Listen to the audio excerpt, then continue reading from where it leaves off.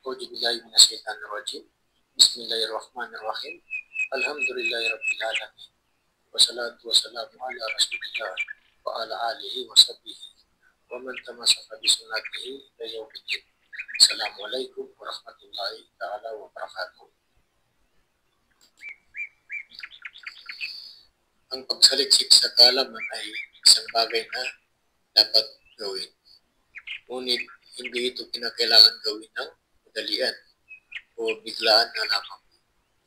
Ang isang dakilang eskular na si Al-Zuri ay nagsabi, ang sino man naghanap ng kaalaman ng madalian ay iiwan din siya ng kaalaman ng biglaan.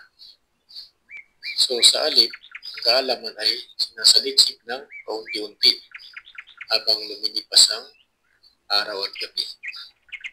Si Ali bin Abi Talib radiyallahu anhu, kanyang pinayuhan si Kamil bin Ziyad at ang kanyang sinabi dito, ang kaalaman ay mas mabuti kaysa kayamanan. Ang kaalaman ay iniingatan ka, ngunit ang kayamanan, ikaw ang nag-iingat dito.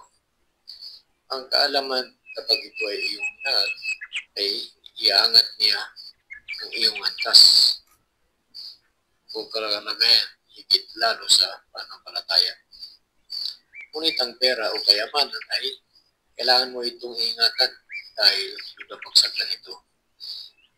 Ang kaalaman ay nagbibigay ng batas at ang kanyang binibigyan ng batas ay ang kayamanan.